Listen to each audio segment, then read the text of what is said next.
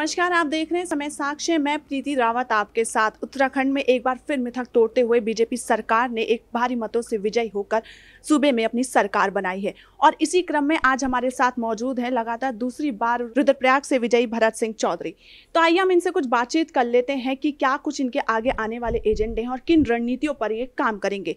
सबसे पहले तो आपको बहुत बहुत शुभकामनाएं आपके चुनाव विजय के लिए। बहुत धन्यवाद आपका।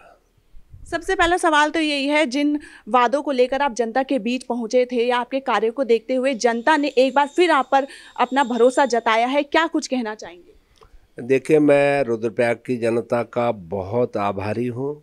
उन्होंने एक बार फिर से मुझ में अपना भरोसा व्यक्त किया है और 5 साल का जो मैंने एक पूर्णकालिक सेवक के रूप में वहाँ पर काम किया है, उसकी उन्होंने तस्दीक की है।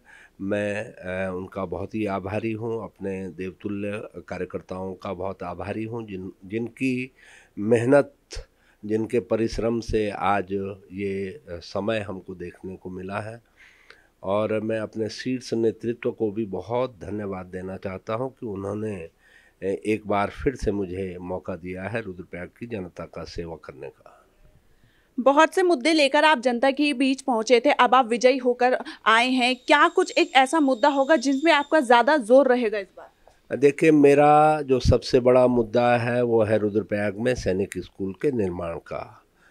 यूँ तो सैनिक स्कूल पूरे प्रदेश का होता है और वो पूरे प्रदेश की चिंता का विषय होना चाहिए, लेकिन क्योंकि मेरी विधानसभा क्षेत्र के अंदर उसका निर्माण होना है, मुझे वो सौभाग्य हासिल है, तो मैं अपना नैतिक दायित्व इसको समझता हूँ। और मैंने ये संकल्प लिया है कि इस कार्यकाल में सैनिक स्कूल के निर्माण का जो कार्य है उसको न सिर्फ प्रारंभ करवाऊंगा, बल्कि मेरी कोशिश होगी कि उसको पूरा भी इसी कार्यकाल में करवाया जाए। चुनावों से पहले अन्य पार्टियों की बात की जाए तो कांग्रेस हो या आपती, दोनों ही जो है अपनी अपनी विजय को लेकर निश्चिंत दिखाई दे रही थी। आपको क्या लगता है कि कितनी टक्कर इन चुनावों में तीनों पार्टियों या अन्य पार्टियों के बीच में रही? देखिए, ये उनकी खाम ख्याली थी अगर वो ऐसा सोचते थे कि वो जीत रहे हैं, क्योंकि बिना परिश्रम के अब वो समय आ चुका है कि जनता, और ख़ास तौर पे आज मैं मीडिया की बात करूं, चाहे वो सोशल मीडिया हो, चाहे वो इलेक्ट्रॉनिक मीडिया हो, चाहे वो प्रिंट मीडिया हो, हर आदमी तक उसकी पहुंच हो चुकी है। और हम लोगों की जो भी गतिविधियां होती हैं उस पे जनता की बहुत पैनी नज़र होती है। 5 साल कांग्रेस कहीं भी नहीं दिखती थी और सिर्फ इस भरोसे वो प्रदेश में चुनाव लड़ रहे थे कि इस प्रदेश का एक मिथक है कि यहाँ हर 5 साल में सरकार बदलती है, लेकिन हर मिथक टूटता है, वो टूटने के लिए ही बनता है। और हमें पूरा यकीन था कि जिस तरह से हमने मेहनत की है, हमारे कार्यकर्ताओं ने मेहनत की है और हमारे शीर्ष नेतृत्व की जो नीतियां थी, उनके चलते हमको रत्ती भर भी संदेह नहीं था इस बात में कि एक बार फिर से प्रचंड बहुमत की सरकार यहाँ पे भारतीय जनता पार्टी की आएगी। चुनावों से पहले या चुनावों के बाद जो अन्य पार्टियां, उनका कहना है कि बीजेपी जो है मोदी के नाम पर वोट ले जा रही है, अपने विधायकों द्वारा जो है कम काम किए हैं, क्षेत्रों में कम भ्रमण है, लेकिन मोदी के नाम पर जो है सारे वोट बटोर लिए गए हैं। क्या कहना चाहेंगे? देखिए, हम लोग बहुत खुशकिस्मत हैं कि मोदी जैसे नेता हमको मिले हैं और ऐसा नेता सदियों में पैदा होते हैं। और अपने नेता के नाम पे वोट मांगना मेरे ख्याल से बहुत फ़ख्र की बात होती है। कांग्रेस को वो ज़माना नहीं भूलना चाहिए जब वो इंदिरा गांधी के नाम पे वोट मांगते थे, जवाहरलाल नेहरू के नाम पे वोट मांगते थे।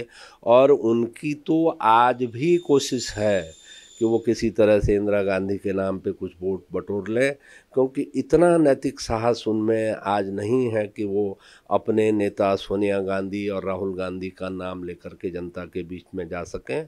और वैसे भी हमने जनता के बीच में कहा है कि जो भी पार्टी, जिसका भी नेतृत्व अच्छे काम करता है, निश्चित रूप से वो अपने नेता के नाम पे वोट मांगता है। राज्य में एक बार फिर बीजेपी की सरकार आई है, ऐसे में मुख्यमंत्री के नाम पर अब जो चर्चाओं का बाजार गर्म है। कई जो नेता हैं वह खुलकर अपना समर्थन दे रहे हैं। आपका क्या कहना है?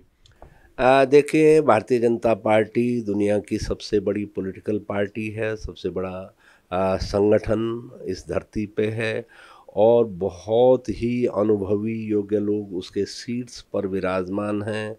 उनकी हर चीज़ पे नज़र है, वो जन भावनाओं को समझते हैं और मुझे पूरा यकीन है कि जो भी निर्णय पार्टी लेगी, क्योंकि हमारे पास एक से बढ़कर एक काबिलियत रखने वाले लोग हैं जो मुख्यमंत्री के पद पर आसीन हो सकते हैं और पार्टी सभी चीज़ों को ध्यान में रखते हुए जो भी निर्णय लेगी वो इस प्रदेश के हित में होगा, पार्टी के हित में होगा और हम सब लोगों के हित में होगा और हम सबको स्वीकार्य होगा।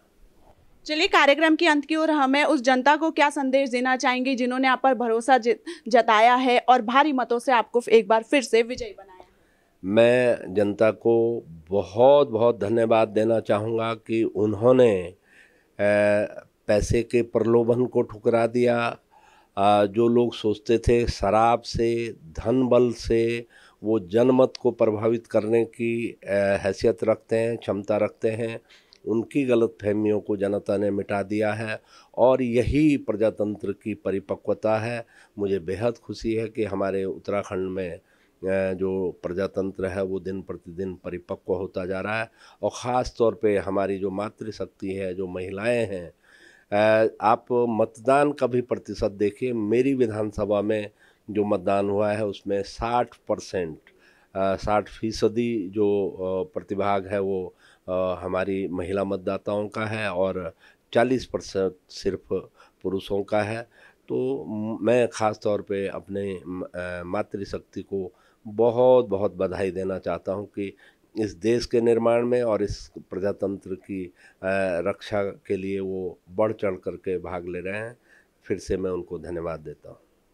चलिए, बहुत बहुत धन्यवाद आपका समय साक्ष्य में समय देने के लिए। यह थे हमारे साथ रुद्रप्रयाग से बीजेपी के विजय प्रत्याशी भरत सिंह चौधरी, जिन्होंने जनता को प्यार भेजा है और साथ ही मातृशक्ति का धन्यवाद दिया है, जिन्होंने एक बार फिर से भारी मतों से इनको विजयी बनाया है। ऐसे ही अन्य जानकारियों के लिए देखते रहे समय साक्ष्य में प्रीति रावत अपने सहयोगी राजेश के साथ।